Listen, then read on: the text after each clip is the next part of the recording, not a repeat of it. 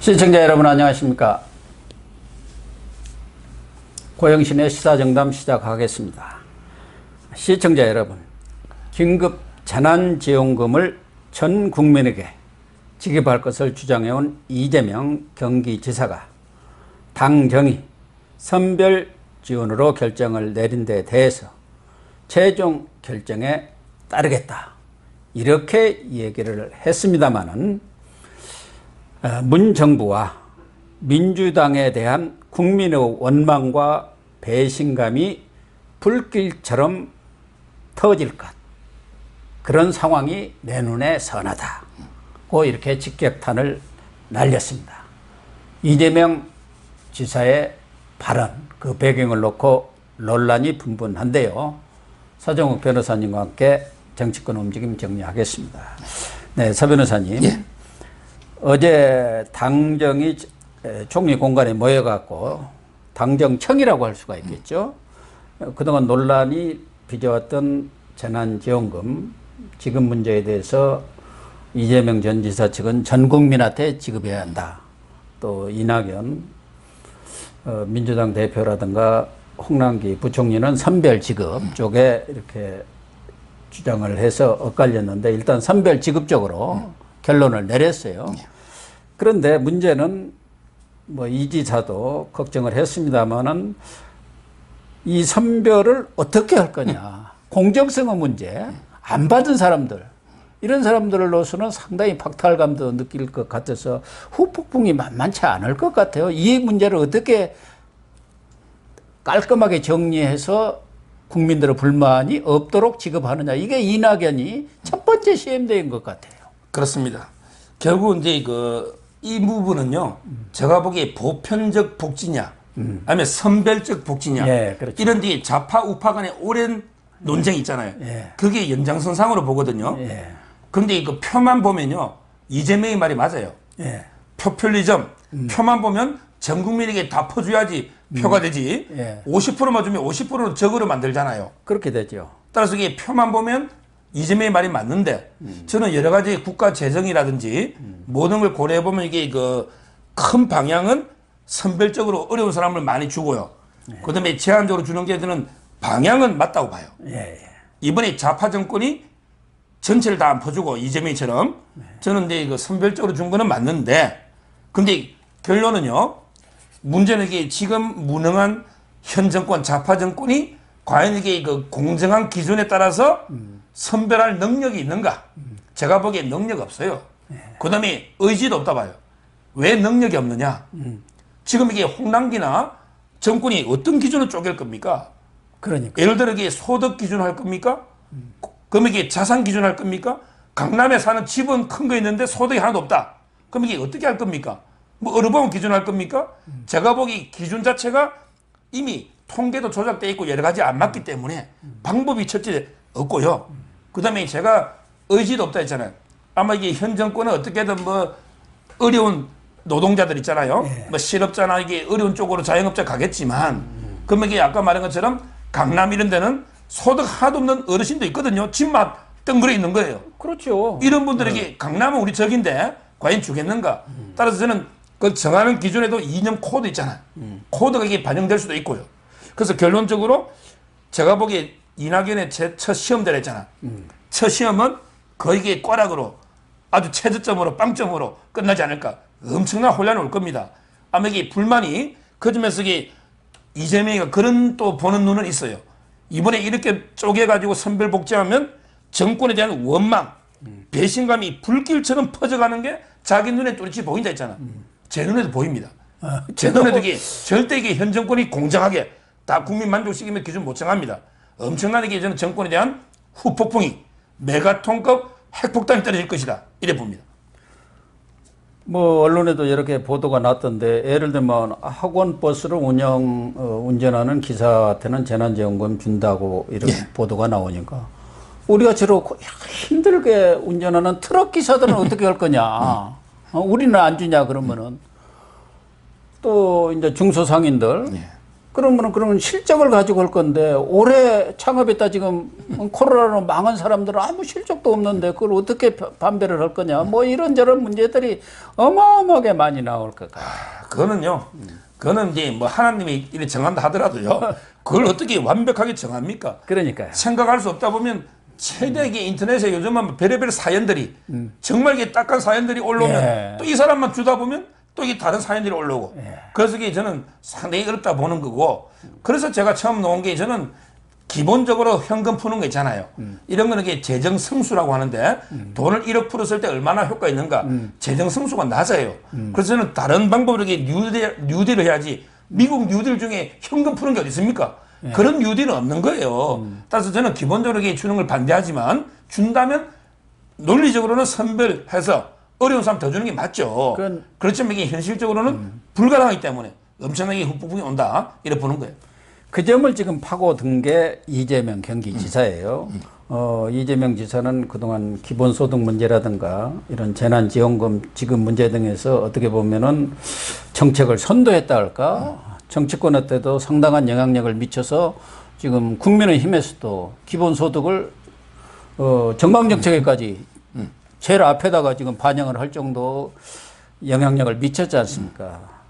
그래서 이재명 지사가 끈질기게 국민 전체에 대한 전 국민 지급을 주장해 왔는데 그런 과정에서 최종 결정이 나기 직전에 SNS에 뭐 민주당을 비난하는 건 좋아요. 뭐 이낙연 대표도 있고 그러니까 어차피 경쟁상다니까 대선에. 근데 문 정부까지 끌고 들어가서 이 국민의 이런 배신감, 원망이 불길처럼 퍼질 거다. 문재인을 어떻게 보면은 우회 공격했다 할까? 경우에 따라서는 대개면 문 받으라고 한번 해볼 테면 해보자. 뭐 이런 각오까지를 가졌나요? 그렇죠. 이미 그 옛날에 말했지만 해경궁 김씨 있잖아요. 예. 그거는 이제 엄청나게 비난을 한 거거든요. 그 부인 사이트 있잖아요. 트위터로 이미 해경궁 김씨 사건으로 돌아올 수 없는 강을 걷는 거예요. 대깨문하고 이재명이는. 예. 근데 그 연장선상에서요. 또 이게 배신감이란 말 썼잖아요.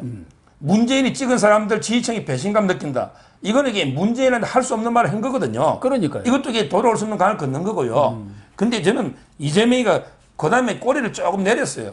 아니, 거기서 끝내야지. 대깨문들이 야, 너 빨리 탈당해. 엄청나게 비난하니까. 배신자다. 뭐 갑자기 또 거다나 올려가지고. 막 이렇게 나왔죠. 거다나 올려가지고 오로지 충심입니다. 오로지 그 갑자기 톤을 바꿔가지고 문재인한테 일편 단신가를 부르는 거죠.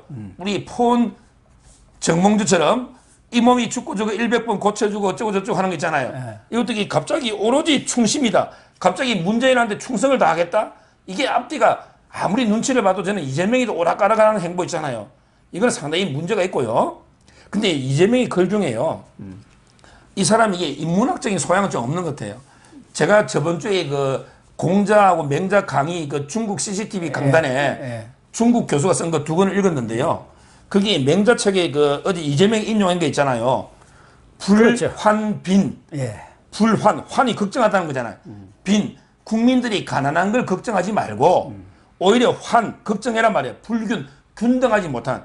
즉 분배가 균등하지 못한 불공정. 이걸 이렇게 걱정해라 이런 말이 있긴 있어요. 맹자 책에. 근데 이 뜻은요. 그 당시에 이게 지배층이 모든 걸 수탈해가지고 다 가지고 일반 백성들은 굶주리고 있잖아. 이게 불균등, 이걸 지적한 거예요. 근데 이번에 선별 지원은요, 만약에 삼성그룹에 이재용한테 100만 원 주고 일반 국민 10,000원 주면 이거는 불균등 맞아요. 근데 그게 아니잖아. 어려운 사람 다 주고 없는 사람 안 주자. 이거는 나름대로 공정이라 볼 수도 있거든요. 그러니까 좀 잘 살고 크게 고통을 받지 않는 사람은 주지 말고 대신 고통을 많이 받는 그런 서민들이라든가 중소상공인들한테 주자. 이건 옳은 얘기. 그렇죠. 그러니까 그래서 맹자 이야기와는 맹자하고 좀 결이 달라요.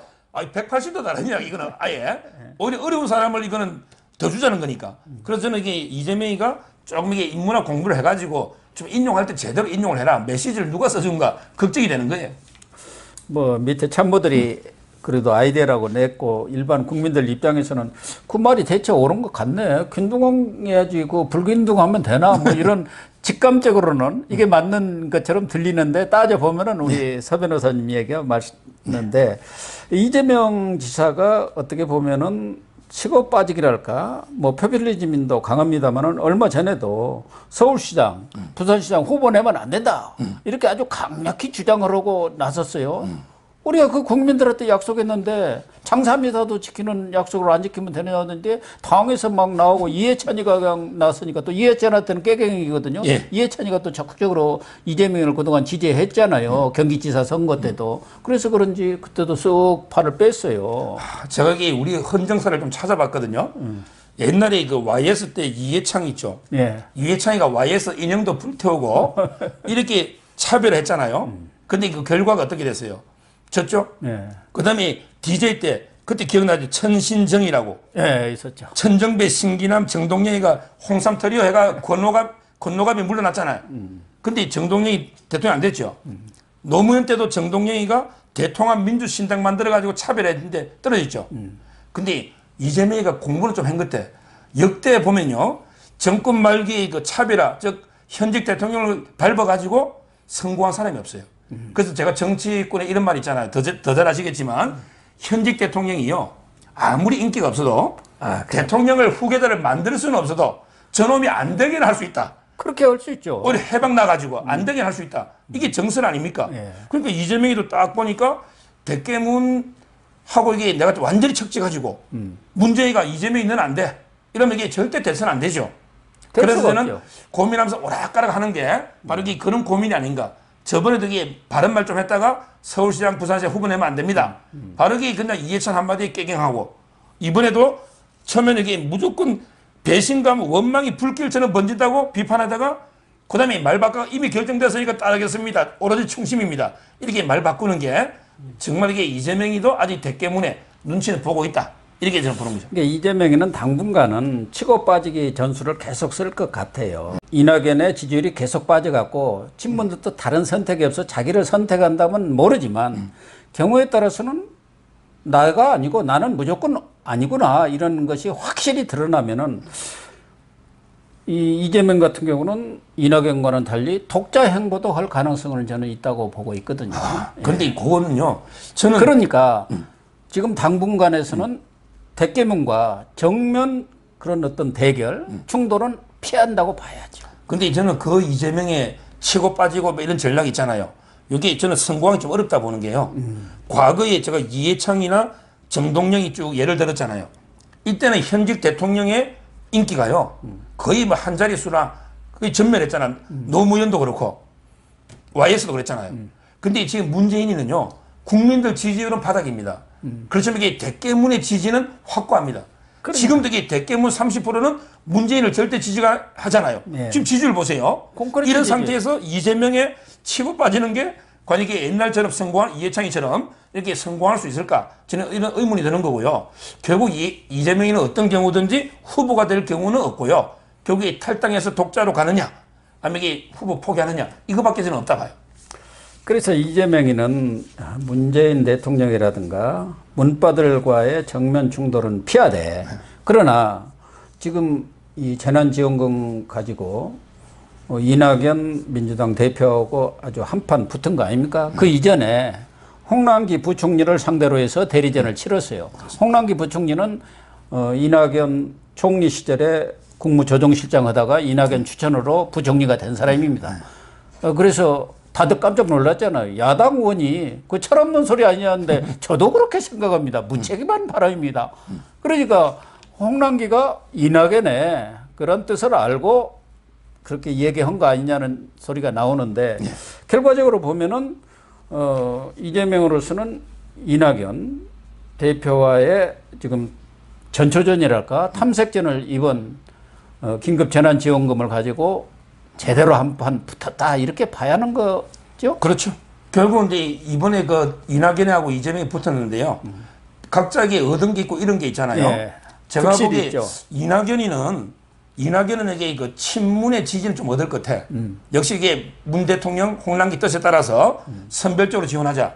친문의 지지는 좀 얻을지 몰라도 아까처럼 이게 못 받은 사람, 국민들의 그 혼란 있잖아요.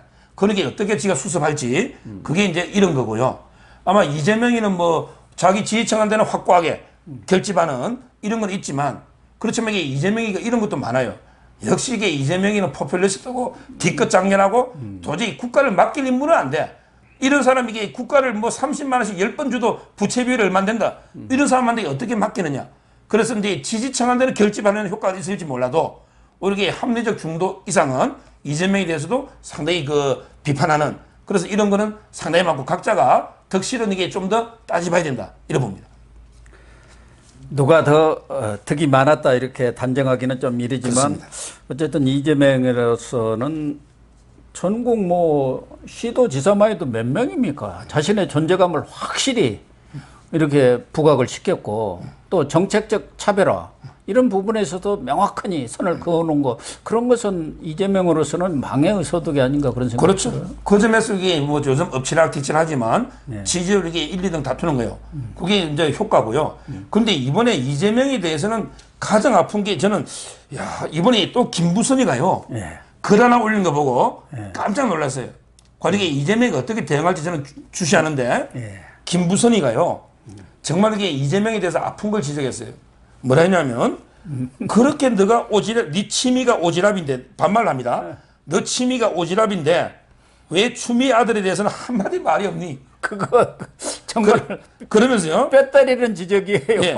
그러면서 이 추미애가 너 S 있잖아 영어로 S, 예. S 스캔들 두둔해 주서 그러니 아니면 네가 아들이 둘이 있어가지고 말을 못하는 거니 아니면 이게 네가 군대를 못 갔다 오가지고 군에 대해서 아무것도 모르니까 한마디 못하는 거니 딱 이렇게 네 문장으로 야 저는 이게 김부선이가 정말 이게 아픈데 이재명이 군대 안 갔다 오는 거 예.